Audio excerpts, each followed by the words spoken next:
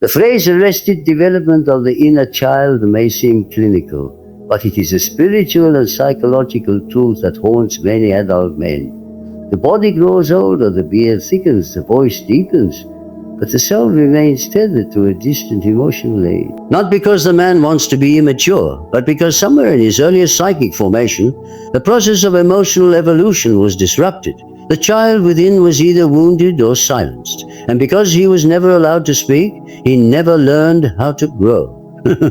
What looks like irresponsibility, detachment, or perpetual adolescence is often the echo of a boy's cry that was never answered. Every man carries within him the child he once was. And if that child suffered neglect, trauma, shame, or unrealistic expectations, the grown man often becomes a reflection of that early confusion. He avoids accountability not out of laziness, but because the child within him fears punishment. He avoids intimacy, not because he's incapable of love, but because the child within remembers the cost of vulnerability. The past is not behind him.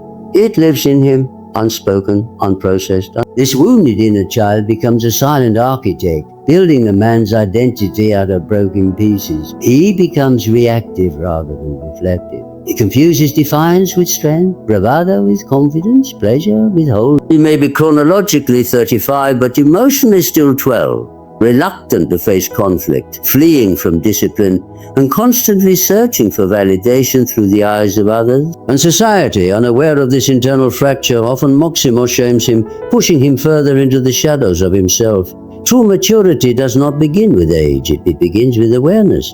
A man cannot outgrow what he refuses to see. He must be willing to pause and listen, not to the world, but to that child he carries. He must sit with the memories, the bruises, the unmet needs, not to wallow, but to understand. Because growth begins with integration. The man must father the child within. He must give voice to the pain, name the wounds, and offer the compassion that was once denied. Many men fear this inner journey, but they've been taught that strength means forgetting the past, that manhood means shutting down emotions, that survival requires silence. But that is a lie that keeps them emotionally dormant. Real strength is not the absence of emotion. It is the courage to confront it. A man who can face his inner child with gentleness and truth begins to rewire his entire emotional framework. He learns to pause before reacting. He learns to express rather than explode. He learns to build rather than destroy. And here lies the paradox: only by going back can a man move forward. He cannot bypass the inner child. He must meet him, acknowledge him, and walk with him toward wholeness. The child doesn't need to disappear. He needs to mature. He needs to grow in the presence of love, truth, and wisdom, qualities the adult man must now provide for himself.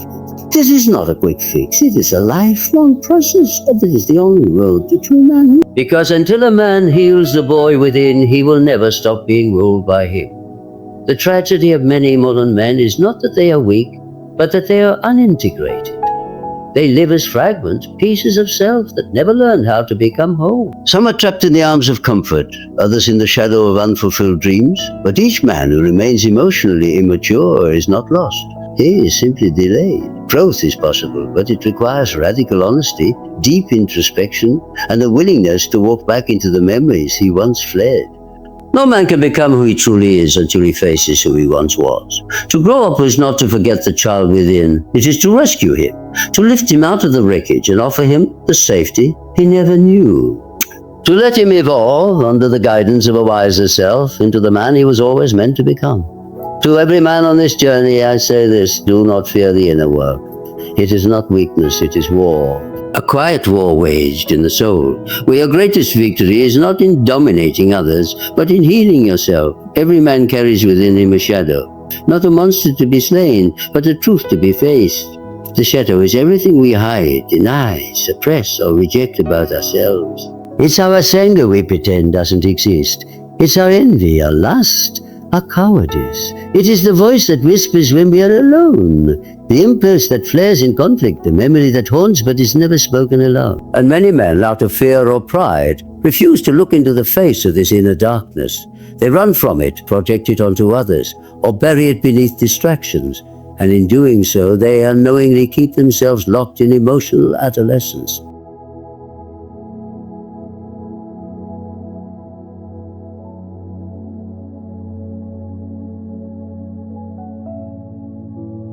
Growth demands confrontation, not with the world, not with our critics, but with the self. A man who never examines his shadow remains split. He becomes a man of masks, outwardly charming, inward, insecure. Outwardly disciplined, inwardly resentful. He builds a false self that may function in the world, but lacks the soul to be whole. He becomes a master of pretending to be confident, pretending to be good, pretending to be strong, but deep down, he knows something is untrue. And that untruth gnaws at him, quietly sabotaging every relationship, every ambition, every sacred space within him. Avoiding the shadow doesn't erase it, it enlarges it. The more we deny our darkness, the more it leaks out in distorted ways, in irrational anger, in addiction, in manipulation, in passivity, in moments where we do things we later regret and cannot explain. The boy within, afraid of judgment, teaches the man to hide. But growth begins when the man chooses to see, when he says, "This is part of me." Because you find there is not just ugliness, you find woundedness, you find the reasons behind your reactions, the roots of your fears, the childhood pain that still lingers in your adult decisions. And when you look honestly, something holy begins to happen. Shadow begins to integrate. You no longer fear it. You understand it. You no longer suppress it. You transform it. Anger becomes conviction. Fear becomes caution. Envy becomes aspiration. What once made you small now makes you wise. But no man can do this work while protecting his image. You cannot confront the shadow and keep pretending. This journey demands humility. It asks that you step away from applause and into solitude, that you sit in the silence and let the truth rise, that you examine the parts of you that have caused others pain, and rather than justify them, you feel their weight. Not to shame yourself, but to grow. Real men do not hide from their darkness. They carry it into the light, and there they learn that wholeness is not the absence of darkness, but its redemption.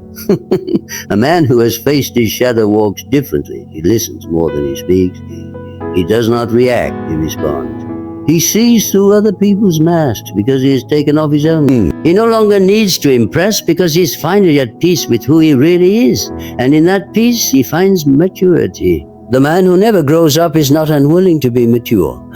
He is simply unwilling to face what maturity demands, that he acknowledges the very part of himself he spent his whole life about. But when he does, when he looks into the mirror without flinching, without lying, without running, that is the moment he begins to grow.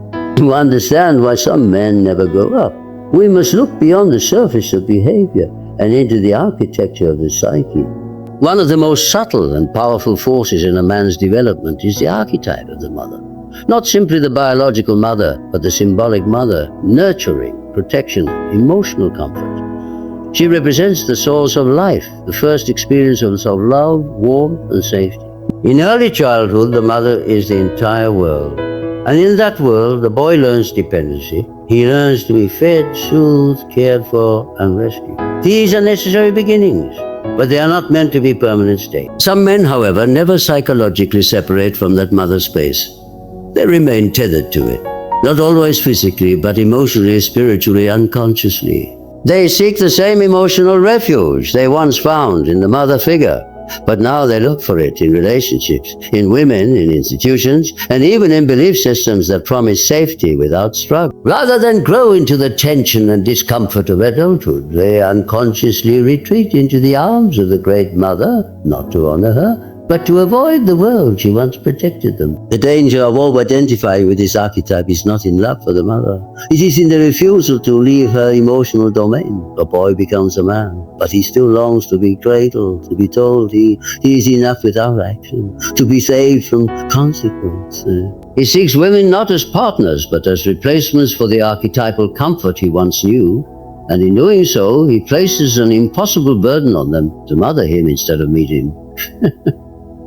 Relationships break, purpose dissolves. The man remains half-born, full of potential but paralyzed by the fear of disconnect. In many cases, this unconscious bond to the mother manifests in passivity. The man hesitates in the face of conflict.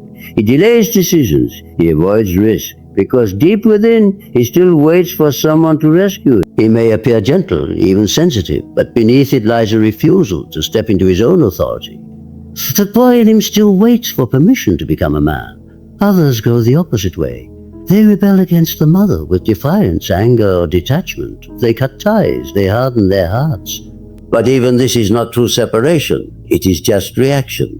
The emotional bond remains, only now it is shaped by resentment instead of reliance. The true journey of growth is not rebellion, nor is it regression. It is integration. It is the ability to honor what the mother archetype gave, but no longer be ruled by it. To mature, a man must step into the archetype of the father, not necessarily his biological father, but the symbolic one. The part of the psyche that leads, disciplines, protects, and builds. The father archetype calls a man into responsibility, into accountability, into identity. While the mother nurtures, the father initiates, and unless a man answers that call, he remains in a loop of comfort-seeking rather than purpose-seeking. This is often painful. It feels like abandonment, it feels like death, and in a sense it is. The boy must die for the man to be born. The comfort of the womb must give way to the coldness of the world. But in that cold, the man finds his fire. In the absence of emotional safety, he discovers his soul. And from that soul, he begins to build, not just a life, but a self. So many men are stuck not because they are weak, but because they are still waiting for someone to carry them across the threshold. But this crossing is one he must do alone. No one can mother a man into manhood. He must walk away, not with bitterness, not with shame, but with reverence, and saying, thank you. I'm ready now. Only then does he begin to grow. Only then does he stop chasing comfort and start building character. And only then does he become not just older, but wiser. Responsibility is the bridge between boyhood and manhood. It is not merely about paying bills, showing up to work, or meeting expectations. It is about ownership of the self.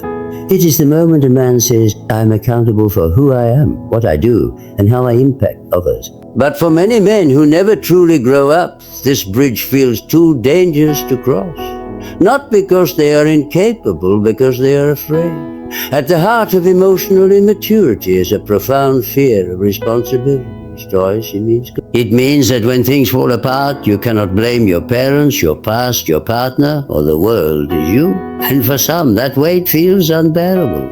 The boy within trembles at the thought of failure because he was never shown how to fail with grace. He only knows failure as shame, not as a stepping stone.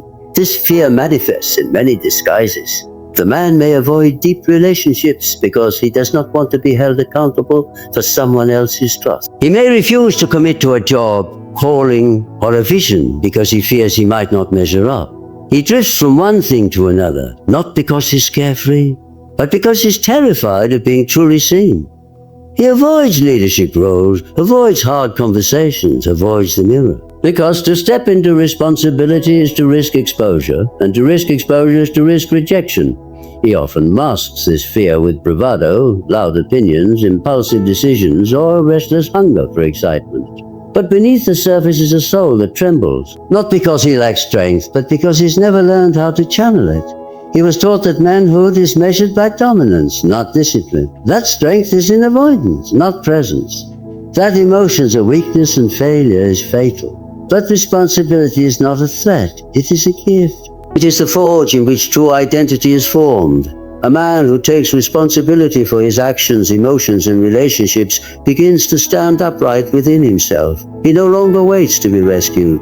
He no longer hides behind excuses. He shows up. He speaks truth. He takes the hit and learns the lesson. And with each step, he becomes less reactive and more reflective. He learns to carry not just the weight of his own life, but the weight of others with grace.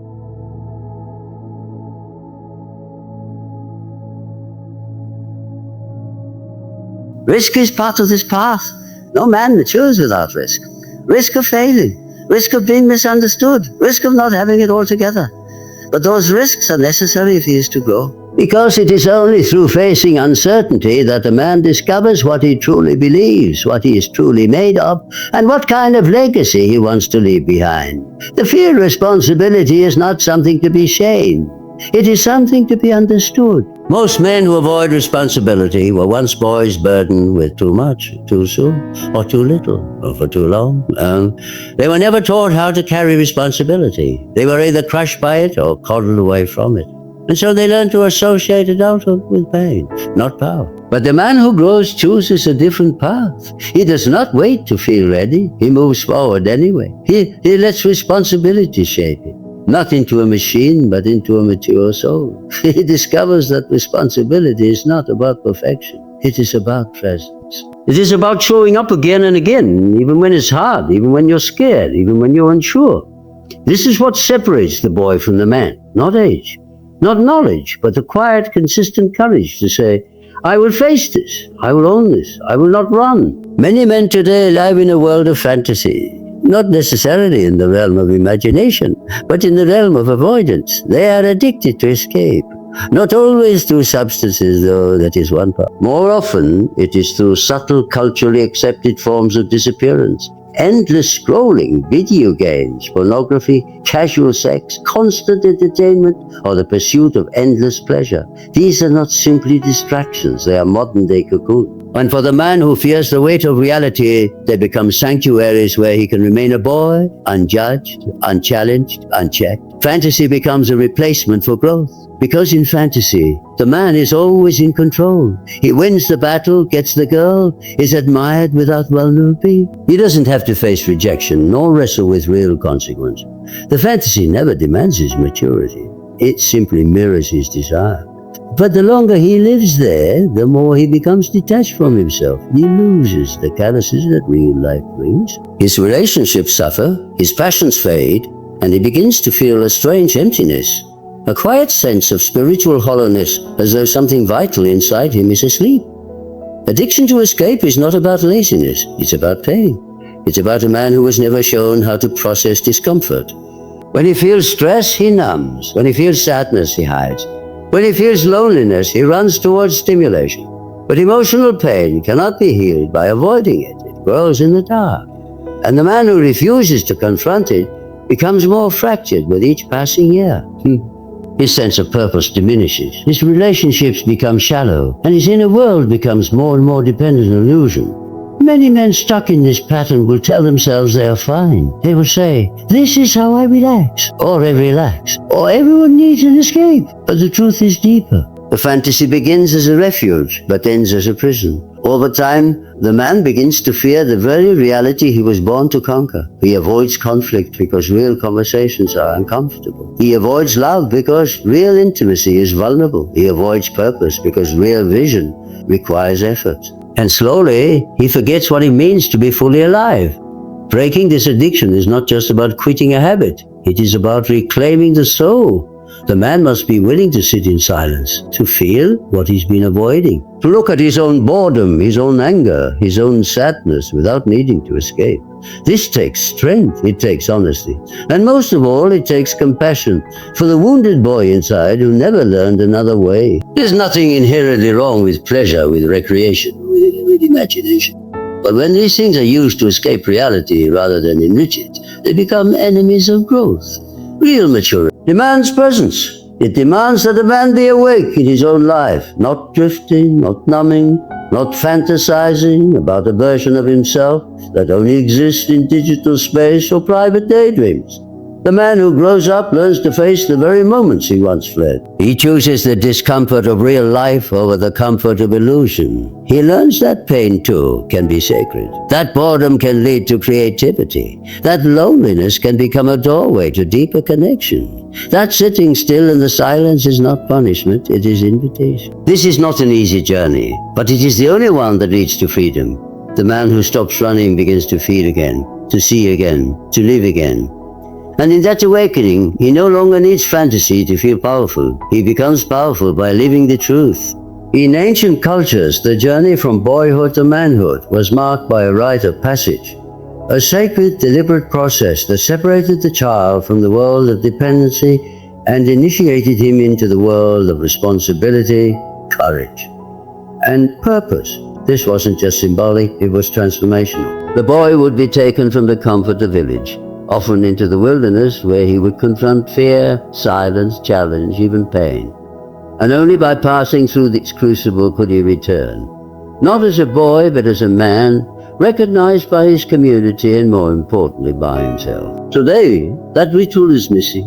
Modern society no longer offers young men a meaningful, soul-shaking initiation. Their graduations, birthday parties, and job promotions, but nothing that truly tests the psyche. No elder places a hand on their shoulder and says, "And now you must leave the boy behind." Without this confrontation with themselves, many men remain suspended between stages, technically grown, but emotionally incomplete. They may grow older, but they don't grow deeper in who they are, because they've never been asked to find out. The absence of a rite of passage means there's no clean break from childhood. The boy's fears, habits, dependencies, and fantasies bleed into adult life. He enters relationships looking for a mother instead of a partner. He seeks validation through performance rather than presence.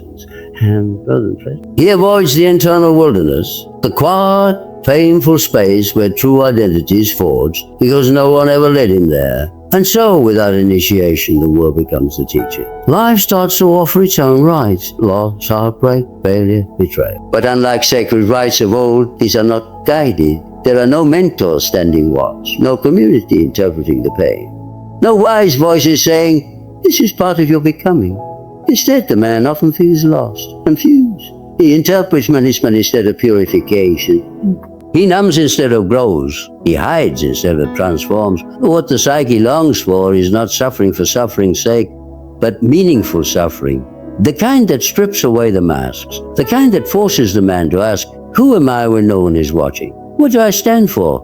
What will I build?" This kind of suffering doesn't destroy, it reveals. But it only becomes transformation when it is seen as part of a deeper process. The man who grows up even without a formal rite eventually chooses his own. He stops waiting to be initiated by the world and begins initiating himself. He enters the emotional wilderness. He confronts his shadows. He revisits his childhood wounds, not to dwell on them, but to understand the weight they carry. He grieves what was never given. He forgives what was broken. And he steps forward, not with arrogance, but with quiet authority.